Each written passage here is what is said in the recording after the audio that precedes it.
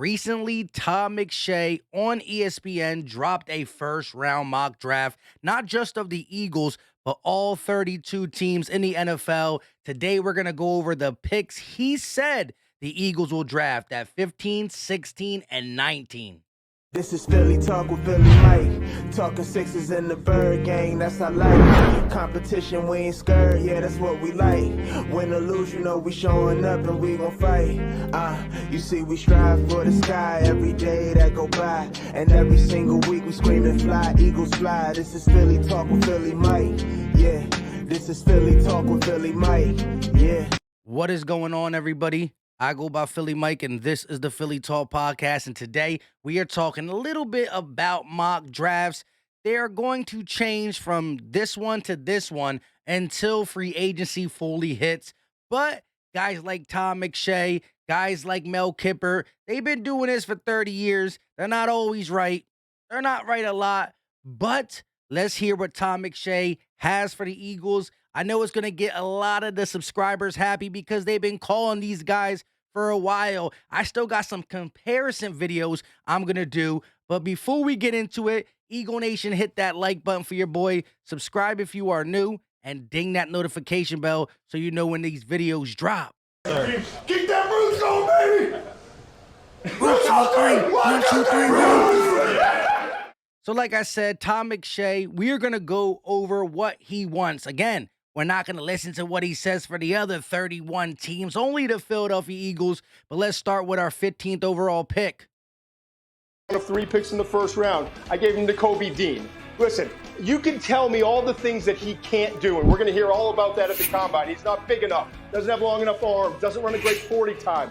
I'm going to trust the tape. The tape is sensational. I thought he was the best defensive player in the country this past year. And I'm talking about Aiden Hutchinson included in that mix. He was intercepting the ball, pick 6 there against Florida, sacking quarterbacks, sideline to sideline. I love Nakobe Dean, and I'll die on that hill for him. And I would love it if the Eagles get him because they need a linebacker there, and they also need edge help. And Trayvon Walker, defensive end, teammate of Nakobe Dean, I think his best football is still ahead of him. You saw him get better and better as the season progressed.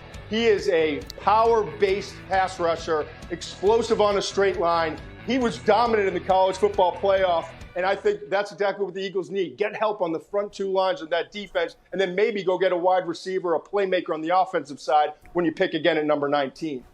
At 19.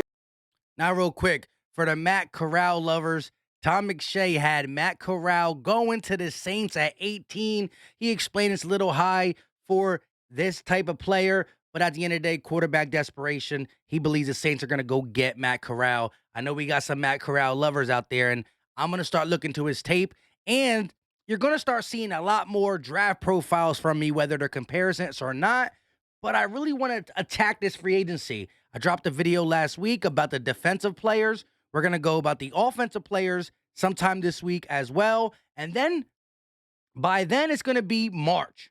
And the days leading up to March 14th, where the legal tampering is available, you're going to hear connected rumors. So then we can break down actual players who are being linked. I repeat, linked to the Eagles. But listen what he says for 19. Y'all might get happy about this. He's the 3rd pick in the first round for the Eagles, assuming they're not going to go quarterback here. I went with wide receiver after the first 2 picks were on the defensive side, and I went with Treylon Burks from Arkansas. This guy's 6'3". He's got a sturdy build, and he's a slot receiver primarily, and that's where he does his best work. He can kind of mismatch over the middle.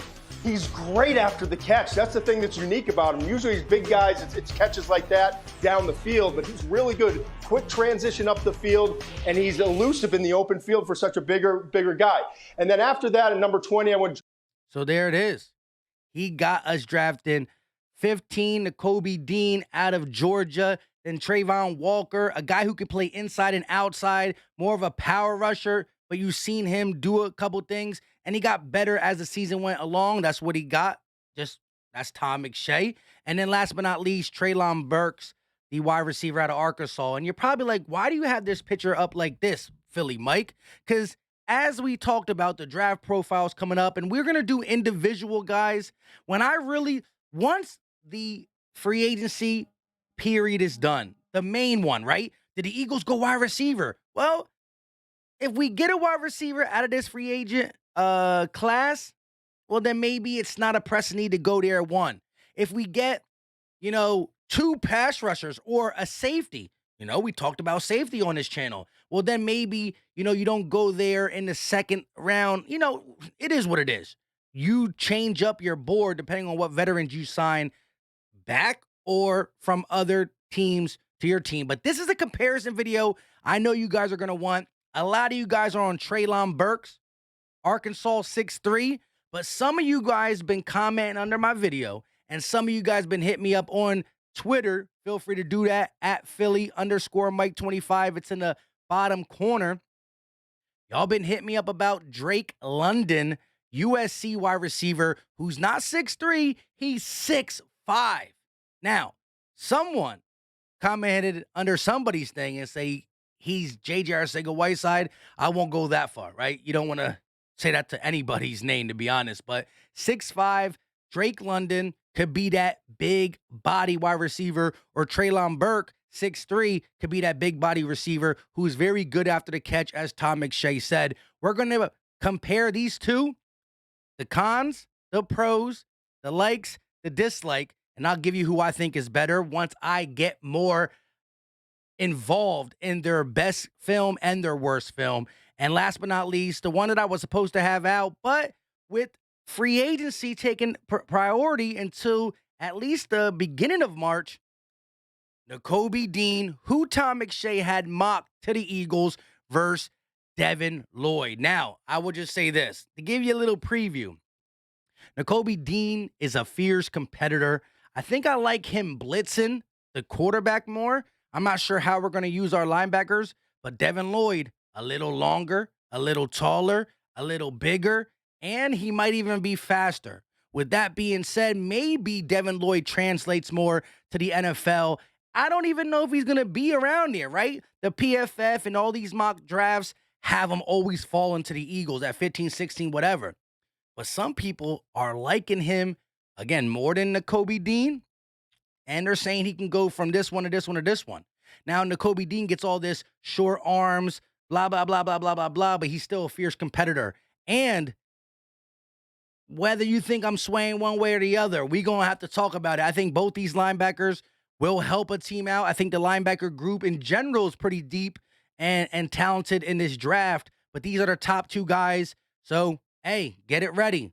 Drake London versus Treylon Burks, Nakobe Dean versus Devin Lloyd. If you want to see other comparison videos, let me know, because Nakobe Dean and Devin Lloyd, I think it's done already.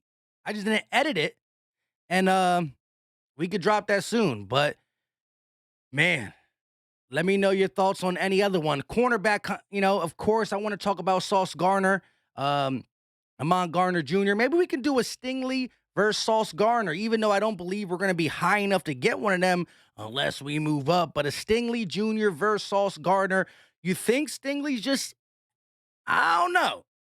Low-key, as I've been watching a little bit on every first-round prospect, I think Sauce is growing on me and showing me more that can translate and just hustles better than a Stingley Jr.